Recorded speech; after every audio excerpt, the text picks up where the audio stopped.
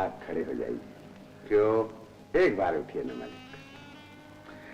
तुम ये देखना चाहते हो पूरन काका कि हमने कितनी शराब पी है? क्या हम अपने पांव पे खड़े हो सकते हैं या नहीं? नहीं नहीं मालिक, ये बात नहीं। तो फिर क्या बात है?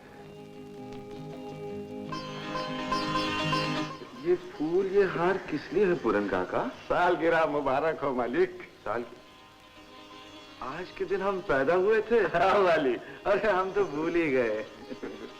पूरन काका, हम नहीं जानते हम इस दुनिया में किस लिए पैदा हुए हैं, लेकिन इतना जरूर जानते हैं कि तुम हमारे लिए पैदा हुए हो। पूरन काका जी, जरा 2 कदम पीछे हटना। क्यों मालिक? 2 कदम पीछे हटो। पूरन काका, हम आशीर्वाद लेना चाहते हैं तुम्हारे पांव को छूकर। मालिक, भगवान करे आप 100 साल जिए। 100 साल भी क्या, आप 1000 साल जिएंगे। तुम्हारे प्यार के सहारे जिएंगे, लेकिन एक शर्त पर। 1000 साल तुम्हें भी जीना पड़ेगा हमारे साथ।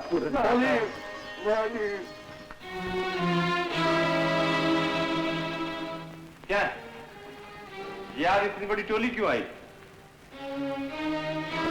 बोलो बोलो, बात क्या है? बड़े सरकार से बोलो।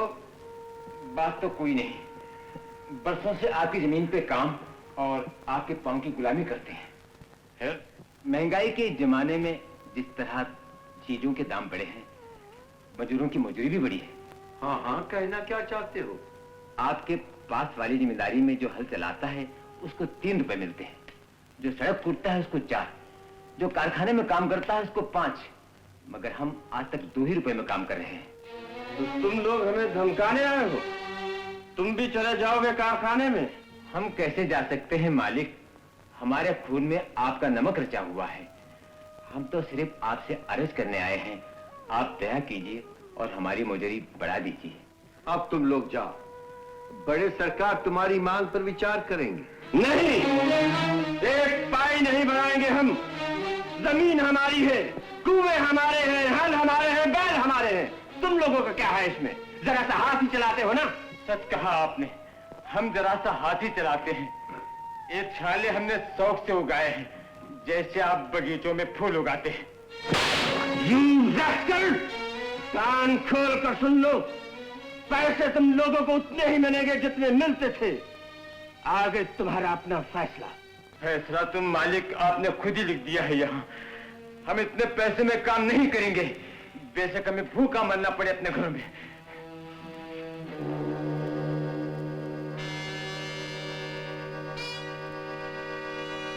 कल तुम्हारे घर कहाँ होंगे?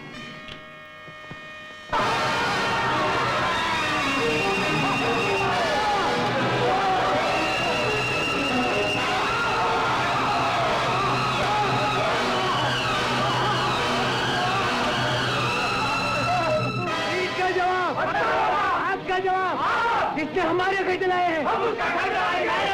पीछे हटो, कहाँ जा रहे हो तुम? हम बड़े मालिक से मिलना चाहते हैं। उसे अब भी मालिक कहते हो तुम? उसे कातिल कहो, कातिल। ठहरो, उस आदमी को अंदर आने दो। ठीक है, तुम सब लोग यहीं ठहरो। मैं अकेला अंदर जाकर तुम सबकी चीखों से इस महल की दीवारें हिला सकता हूँ।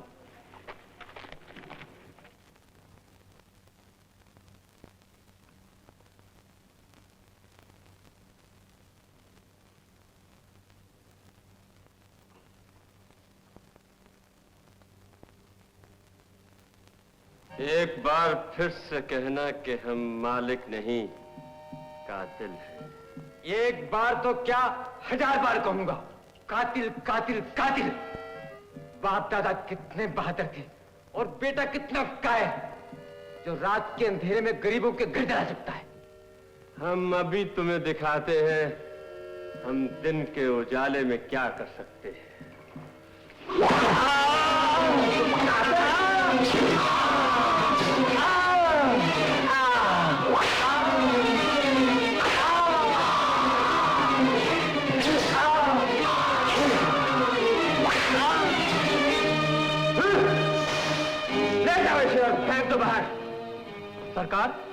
जो बाहर खड़े हैं उनका क्या होगा?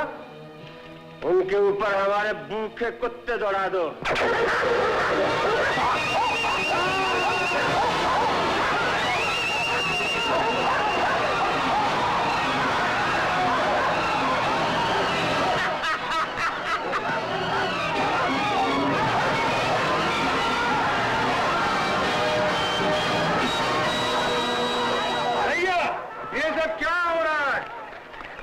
पहले भूखे इंसानों पर कुत्ते दौड़ाए, अब उन पर बंदूकें तानी जा रही। तुम इन्हें इंसान कहते हो सिर्फ इसलिए कि इनकी 2 टांगे हैं, 4 नहीं। लेकिन इनका कसूर क्या? यही ना कि उन्होंने 2 रुपए के बजाय 3 रुपए मांगे अपने खून और पसीने की कीमत। आप समझते क्यों नहीं है? आपका हर एक कुत्ता रोज 10 रुपए का मांस खाता है, तो क्या ये आपके कुत्तों से गए गुजरे हैं? तुम जानते नहीं हो करण, जो आज अपने खून और पसीने की कीमत मांग रहे हैं, वो कल तुम्हारा और हमारा खून मांगेंगे। अंदर जाओ, शराब पियो और चुप रहो, जाओ। नहीं, ये हमारे सवाल का जवाब नहीं। भैया ये सिर्फ रोटी तो मांग रहे हैं, रोटी जिन्होंने अपने हाथों से पैक की है। कल को अगर इन किसानों ने हल फेंक दिए तो हम जमींदारों का क्या होगा?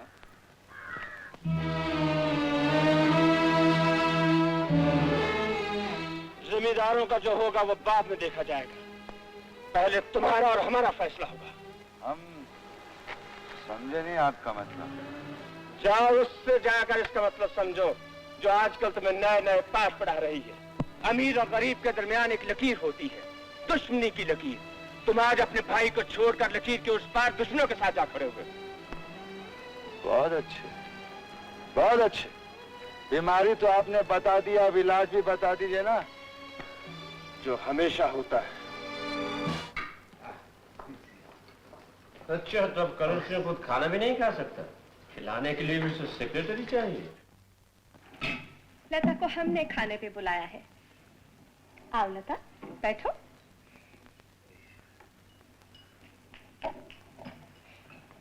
हेलो गौरी, कब आई तुम? आज ही। कल देखा तू इतनी सी थी, आज देखा तू इतनी हो गई। बेटियां और बेले बहुत जल्दी बढ़ती हैं। सही कहा आपने रानी माँ जी। आज बेटी, कल माँ, परसों नानी। मर्द ऐसी तरक्की इतनी जल्दी नहीं कर सकता। आप फिक्र मत कीजिए, मैं भी ऐसी तरक्की करने वाली नहीं हूँ। मैं तो शादी ही नहीं कर रही। क्यों नहीं बेटी? हम तो कितने दिनों से उम्मीद लगाए बैठे हैं कि एक दिन तुम इस घर में करण की दुल्हन बनकर आओगी।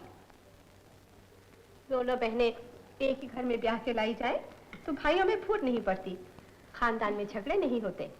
एक फायदा और भी होता है, कभी एक बहन को आंसू बहाने पड़े तो दूसरी मौजूद होती है उसके आंसू पोंछने के लिए। छी छी बहू, तुम तो ऐसे कह रही हो जैसे सारा दिन आंसू ही बहाती रहती हो। हम अपनी नहीं, उनकी बात कर रहे थे, जिनके पति हमेशा शराब के नशे में चूर और बदमस्त रहते हैं। तो भाभी, शराबी की बात भी सुन लो। आज तक हमने जो भी लड़की देखी, हंसती हुई देखी, रोती हुई देखी नहीं। देखते भी तो कैसे देखते भैया, पैसे से खरीदी हुई गुड़िया सिर्फ हंसना जानती है। बहू, कैसी बात निकालती हो मुझसे? तुम्हें हमारा भी लिहाज नहीं? बेलिहाजी में भाभी का कोई मुकाबला नहीं कर सकता। इनकी बातें सुनकर तो शराबी को भी शर्म आने लगती। इजाजत चाहेंगे? हम जा रहे हैं। अब तक सिर्फ जिक्र सुना था, आज अपनी आंखों से देख लिया। ये कितने अच्छे। आंखों से आदमी सिर्फ बाहर का खोल देख सकता है, अंदर की खूबसूरती नहीं। अंदर की खूबसूरती सिर्फ तुम्ही ने देखी होगी, हमें तो न देखने की फुर्सत है न जरूरत है। चलिए।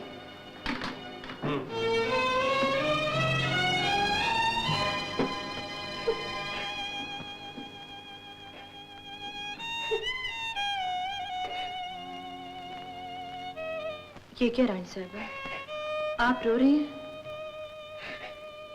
हाँ लता, आज रोना पड़ गया। दिल में एक तीर सा चुभा और आंखों से आंसू उछल पड़े। लोग भारी सभा में हमारे बेटे को, हमारे करण को शराबी कहे। ये हमसे बर्दाश्त नहीं होता, नहीं होता, नहीं नहीं होता। गुलाम हाजिर है सरकार। ए तख्ता हुजूर, आया यार 1 मिनट में आ रही हूँ। बदतमीज है।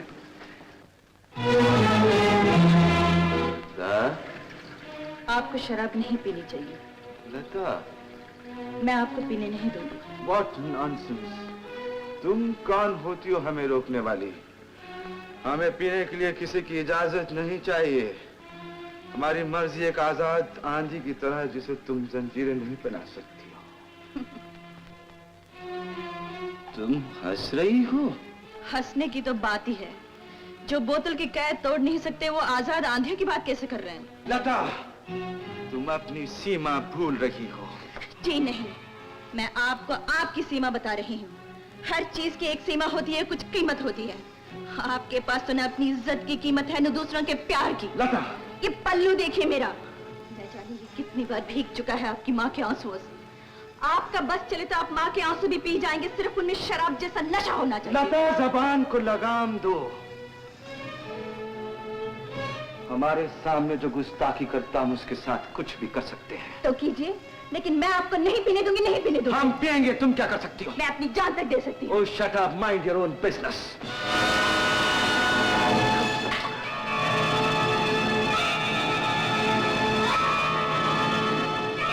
You bloody woman!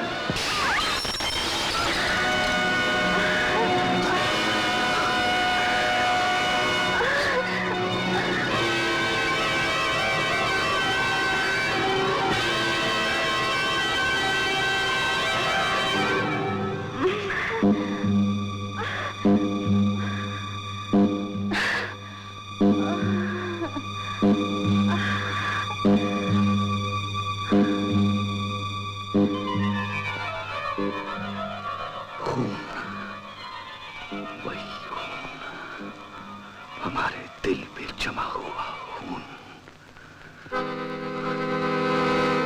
लीजिए, आप तो रोज पीते हैं, आज ये भी पी के देखिए। इसमें शराब से लाली भी ज्यादा है, नशा भी ज्यादा है, गर्मी भी ज्यादा है। शराब का नशा तो रात को चढ़ता है, सुबह उतर जाता है, मगर खून का नशा जल्दी नहीं ढलता। पीजिए, पीजिए। लता!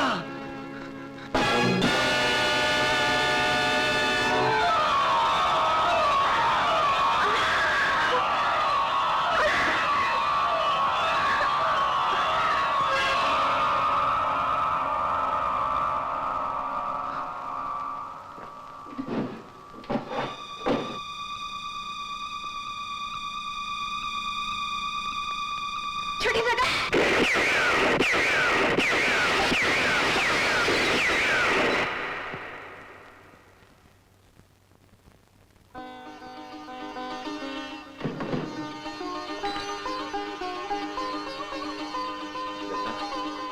तुम क्या समझती हो हम खून के प्यासे कोई जंगली जानवर हैं?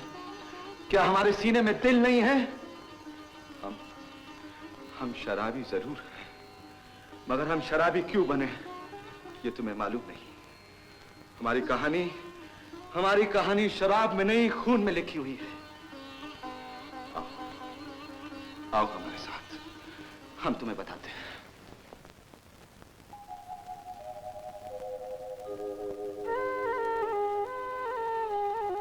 ये देखो। कौन है ये कौन है? इस चेहरे की शांति देखो, इन आंखों में भरा हुआ प्यार देखो। ये वो देवी है जो हमारी मां नहीं थी, लेकिन हमें मां से बढ़कर प्यार दिया इसने। लता, आसमान में उड़ते पंछियों, जमीन पे रेंगते हुए कीड़ों और जंगल में घूमते हुए जानवरों को भी मां का प्यार मिलता है। नहीं मिलता तो अमीरों के बच्चों को नहीं मिलता। जानती हो बच्चे के मुंह से क्या पहला शब्द निकलता है? मां। लेकिन ये शब्द जब पहली बार चीख बन के हमारी छाती से निकला तो उसका जवाब हमारी अपनी मां ने नहीं दिया, इसकी ममता ने दिया हमें। मां। इसीलिए हमने हमेशा इसी को मां माना और किसी को नहीं। हमारी मां को तो हमारे साथ खेलने से ज्यादा ताश खेलने का शौक था। पत्ता खेलिए रानी साहिबा।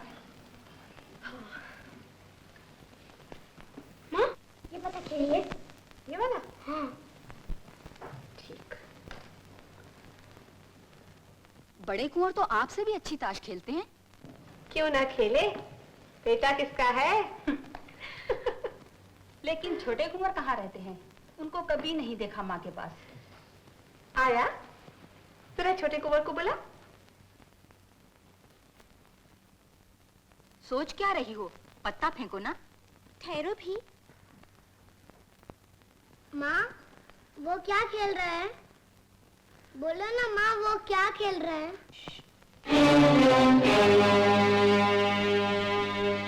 ये तुम क्या कह रही हो बेटे? ये तुम्हारी आया है?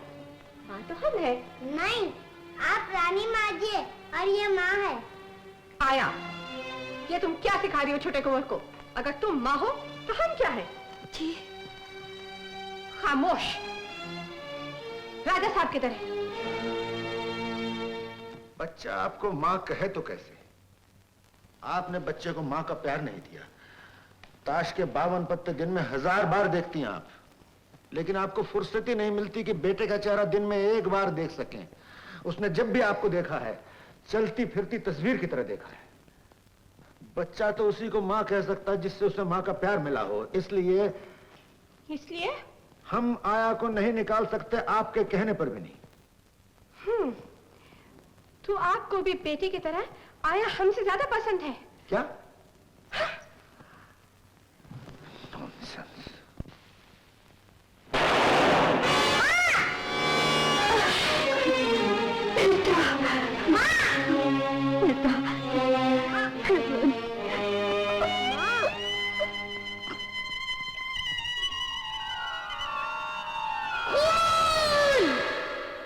ये वही खून है जो अब तक जमा हुआ हमारे दिल पर।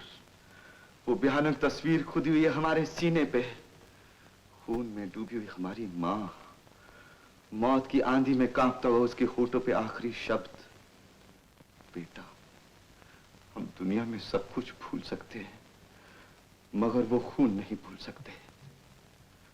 रानी माँ जी ने बहुत कोशिश की हमें बहलाने और अपनाने की, लेकिन हम वो खून की लकीर कभी ना पार कर सके जो उनके और हमारे दरमियान खिंच गई थी। पिताजी के दिल पे भी कम चोट नहीं आई। रानी मां का जुर्म तो छुप गया दौलत के जोर पे, लेकिन पिताजी के दिल पे नासूर बन के बैठ गया। बैठा भी किस तरह? वो परसों बिस्तर से ना उठ सके। 15 साल इसी में गुजर गए। छोटे सरकार, आप कैसे आए? लता के बक्स में मुझे ये हार मिला।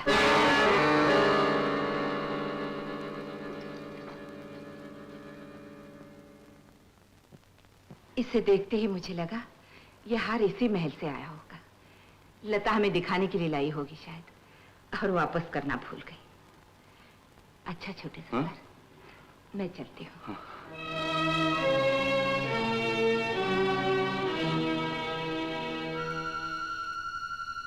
तुम अब भी कह सकते हो लता के ऊपर झूठा इल्जाम लगाया जा रहा है?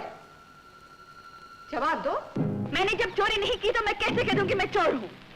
आपकी चाबुक से ज्यादा मुझे अपनी आत्मा का डर है, अपने भगवान का डर है। मैंने गरीब के घर में जन्म जरूर लिया है, लेकिन मेरी रगों में नाली का कीचड़ नहीं बहता।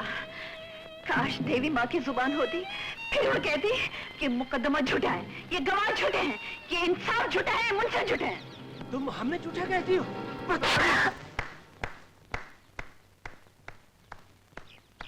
Well done, my brother, well done.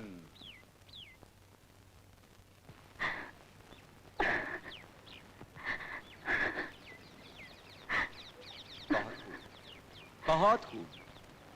ये खूबसूरत काम हमारे खानदान में पहली बार सिर्फ आप ही ने किया है। एक औरत पे हाथ उठाने का तमगा भी सिर्फ आप ही को मिलेगा। करण, शर्म नहीं आई एक औरत पे हाथ उठाते हुए? तुम्हें शर्म नहीं आती एक मुजरिम की वकालत करते हुए? जुर्म साबित करने से पहले आपको सजा देने का कोई हक नहीं। आपके पास क्या सबूत है कि जुर्म इसने किया? तुम्हारे पास क्या सबूत है कि जुर्म इसने नहीं किया है? सबूत?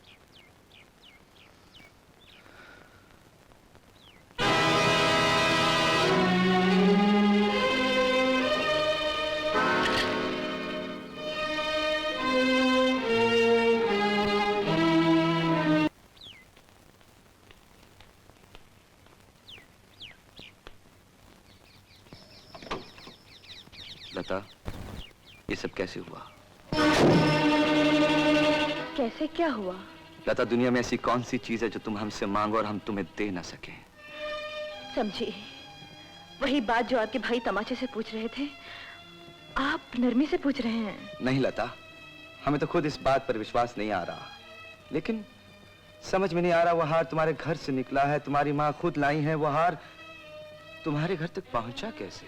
मेरा घर तो बहुत दूर है, वो हार मेरे बटुए में मिल सकता था, मेरे शरीर पे मिल सकता था। तुम हमें गलत समझ रही हो। नहीं छोटे सरकार, दुनिया में बड़े लोग क्या नहीं कर सकते।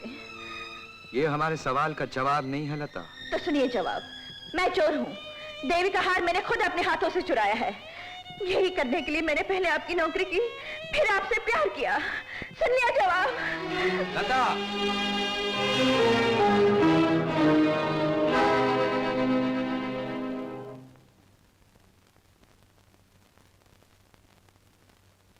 लता? जी हाँ, मैं आपसे एक सवाल पूछने आई हूँ। बोलिए, मैं चोर हूँ क्या? मेरी आंखों में आंखें डालिए और जवाब दीजिए, मैं चोर हूँ? जवाब नहीं दे सकती ना? आपको अच्छी तरह मालूम है वो देवी का हार कैसे गायब हुआ। मुझे अच्छी तरह मालूम है वो हार क्यों गायब हुआ। आपने अपने बेटे की खातिर किसी और की बेटी पर इल्जाम लगा दिया, ये इंसाफ है क्या? झूठ के किले ज्यादा दिन खड़े नहीं रह सकते। जिस दिन वो गिर जाएंगे और आपका पोल खुल जाएगा, उस दिन आप क्या करेंगे? उस वक्त आपका क्या होगा? आपकी इज्जत का क्या होगा? आपको ये नाटक रचाने की जरूरत ही क्या थी? आपने एक शब्द, सिर्फ एक शब्द मुझसे कह दिया होता तो मैं खुद यहां से चली जाती। मैं यहां नौकरी करने आई थी, लेकिन एक माँ के आंसू देके मैंने उसके बेटे को सुधारने की कोशिश की। मैंने जो कुछ भी किया वो आपके लिए किया, अपने लिए नहीं। मुझे इस घर में जगह चाहिए थी, उनके दिल में। उन्होंने जो कुछ भी दिया मुझे अपनी मर्जी से दिया, मैंने नहीं मांगा था। ये भी अगर जुर्म है तो सर आंखों पे। मैं सजा भोगने के लिए तैयार हूँ। मैं एक पल में आपका बेटा आपको सौंप के जा सकती हूँ, उसके बाद मैं कभी वापस नहीं आऊंगी, ना इस घर में ना उनकी जिंदगी में। एक बार आपने कहा था ना, लता, हम तुम्हारा कर्ज कभी नहीं उतार सकेंगे। आपने उतार दिया कर्जा, सारे कर्ज उतार दिए। आपने जो हमें इज्जत दी है वो हम जिंदगी भर नहीं भूल सकते। आपने साबित कर दिया छोटे सरकार कि आप सचमुच के महाराजा हैं, महाराजा हैं। अरे तुम क्यों रो रही हो? पुराने बादशाह भी यही करते थे, हाथियों पर बुलवाते थे और गधों पर भेज देते थे।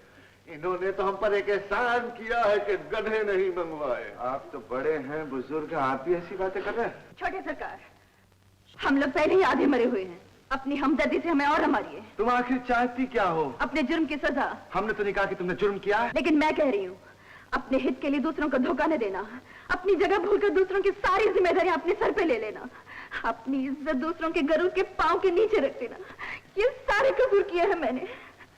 उनकी सजा मुझे मालूम है भोगनी पड़ेगी, लेकिन क्या ये जरूरी है आपके सामने भोगनी पड़े? लता, मेहरबानी करके चले जाइए यहाँ से। तुम हमें बात भी करने दोगी कि नहीं? आप मेरी बात नहीं मानेंगे तो मैं आपकी बात सुनने के लिए जिंदा नहीं रहूंगी। आगे आपको जो कुछ कहना होगा मेरी लाश से कहना होगा। चले जाइए यहाँ से, चले जाइए। हाँ, हम चले जाएंगे। इस वक्त तुम होश में नहीं हो कि तुम हमारी बातें समझ सको। हमारे हर लफ्ज का कुछ तुम और ही मतलब निकाल रही हो। जब तुम्हारे गुस्से की आंधी थम जाएगी, हम फिर आएंगे।